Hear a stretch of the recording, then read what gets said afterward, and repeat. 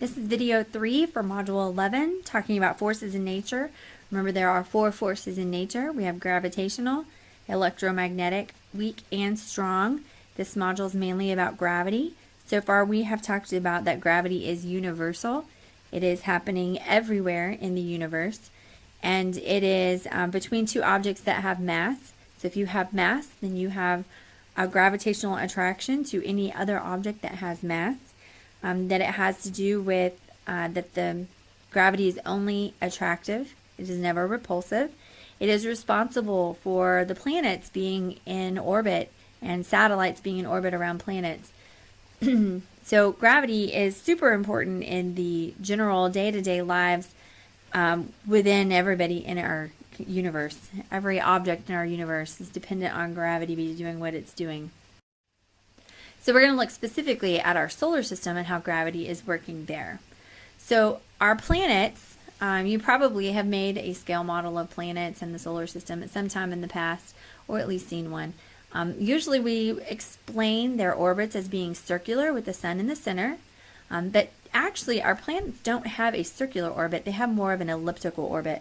An elliptical orbit is more like an oval. So if it was circular, it'd be like this, but where you have a center, but an elliptical orbit, you might have the sun in the center, but it's going to kind of do more like that shape, so that it is a little elongated. It is elliptical. So now you can have like super elliptical, like this would be a super elliptical, or you can have mostly elliptical. Ours is almost circular. It's barely elliptical at all. So what's happening is the sun is attracting on the earth and it's pulling it. It pulls it into orbit. And gravity is the source for the centripetal force. Remember, centripetal force is that force that is pulling you inward, causing circular motion. So the gravity of the sun pulling against the earth is what supplies that force that allows us to keep in orbit. Now, we don't fall into the sun. We don't just roll into the sun being pulled with that force like you would if you were to jump. You're pulled right straight back down onto the earth, because we have a velocity. And so the velocity of our earth, if this is the sun, the velocity of our earth wants to keep going. Okay, but the centripetal force pulls it back in and makes it circle around. But at every point, we want to be flying off. So if gravity were to stop working, we would just fly off, because our velocity wants to move that way. And remember, out in space, you don't have anything that's slowing you down. Inertia would take over. If gravity were to quit, inertia would take over and our velocity would continue on in a straight line path, perpendicular to the direction we were going already. So there are 8 planets. We've got our inner planets: Mercury, Venus, Earth, and Mars. What makes them special is that they are smaller than the other 4, and they're mainly rock and iron. So they have a lot of similar characteristics in that way.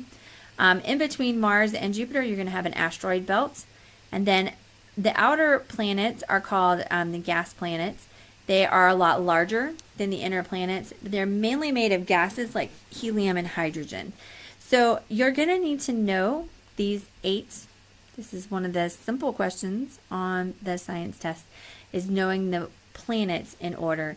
So Mercury, Venus, Earth, Mars, Jupiter, Saturn, Uranus, and Neptune. Now, a lot of people will still try to tack Pluto onto there. I don't know at what point that will stop, because Pluto hasn't been considered a planet for quite a while now. But when I learned this when I was in school, and we had Pluto as one of the planets in that case, we learned a little, not a rhyme, but an acronym. So we always, this is how we always remembered it. We would say that the M for Mercury stands for my, and then Venus is very, and then E for Earth is educated. I don't know why, but that's what we always said. And then the M is mother. Then the J is just. The S is served. The U is us. And the N is nachos. Now, like I said, Pluto was a planet whenever I was a kid, so we always said my very educated mother just served us 9 pizzas. But Pluto, alas, has been demoted and he is no longer considered a planet. So now we're going to say, my very educated mother just served us nachos. So Mercury, Venus, Earth, Mars, Jupiter, Saturn, Uranus, and Neptune. Now, anything that is orbiting a planet is called a satellite.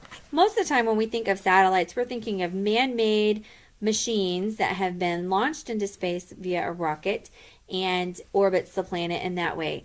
You have satellites that we're using for sending signals for phones and for TVs and for computers, but anything that orbits a planet is called a satellite. And so there are natural satellites that are out there. The Earth only has one notable natural satellite. While there are lots of man-made satellites out there, we're not worried about all of them.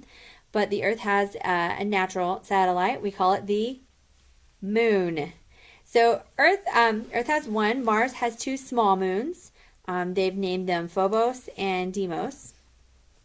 Jupiter has like 60, possibly even more, moon satellites. The four biggest were named after Galileo, so they're Galilean. They are called Io, Europa, Callisto, and Ganymede. So there are also planets that have planetary rings. Most of the time, people, if you said what planet has rings, everybody would say Saturn. Saturn is the most well-known planet with planetary rings, but there are actually others that also have rings. Saturn has at least 100,000 individual rings. They are made from rock and ice and frozen gases, and they just kind of hang out and run around Saturn, making it all pretty. Uranus also has rings. There's at least 13 rings in Uranus. Jupiter has rings. They didn't really see those until 1979. That's a fairly recent as far as astrological discoveries that Jupiter has rings. Neptune has rings. So all four of those outer planets have rings. So not just Saturn. Everybody's sprouting some jewelry out there. Now, if you'll remember from a previous chapter, we discussed that insolation is called incoming solar radiation, and that's how much sunlight you're getting. So Mercury is the closest, so Mercury is going to get the most, while Neptune is the farthest away, and so Neptune's going to get the least. And it's varying amounts in between there, because as your distance increases, the insolation, the solar power has to come from farther away. They're going to get less and less.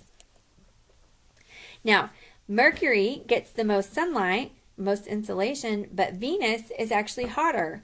If you'll remember when we talked about our atmosphere, we talked about our greenhouse gases that trap heat. The radiation comes into the earth, and the radiation from the earth gets trapped, that low wavelengths gets trapped in our carbon dioxide and other greenhouse gases. Well, Venus has lots of gases in the atmosphere, and it traps a lot of the heat and causes it to heat up a lot. So while Mercury gets the most sunlight, Venus is actually hotter because of the atmosphere. Now, something interesting that happens that has to do with gravity is, remember, anything that has mass is pulling on each other. Well, the planets are really big and massive, and so they pull on each other. And when they do, they kind of make little wiggles in their orbits. They kind of shake around out there, and we call these perturbations.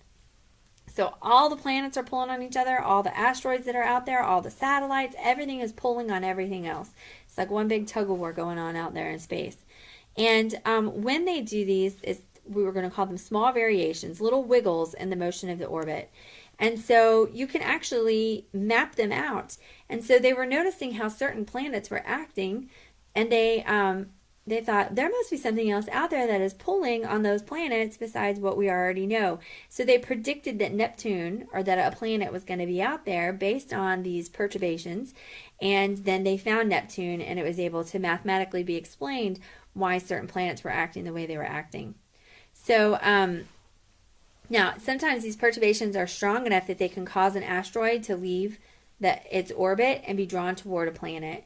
So if an asteroid is flying through space and it intersects the orbit of a planet, it's called a meteoroid. So a meteoroid is an asteroid that has gotten out of line and has gone flying toward Earth's orbit. We're going to call it a meteoroid. Now, if it gets close enough to Earth's orbit that it enters the atmosphere, it's a meteor. So a meteoroid is out in space crossing the street in front of us. A meteor is coming into our yard. And then a meteorite is if it makes it all the way to the ground. So you've got our orbit. This is the lane that we're flying in, right? Our orbit is the lane that our car is driving in. And a meteoroid is crossing in front of us. A meteor gets close enough to enter the atmosphere, and a meteorite actually gets in the car and lands on you. Okay, so orbit, atmosphere, ground is the difference between a meteor, a meteoroid, a meteor, and a meteorite. So you can't ever say a meteoroid hit Earth, because if it actually hit the Earth, it wouldn't be a meteoroid, it would be a meteorite. There's the quiz today. Go ahead and click on the link, and I will see you in class.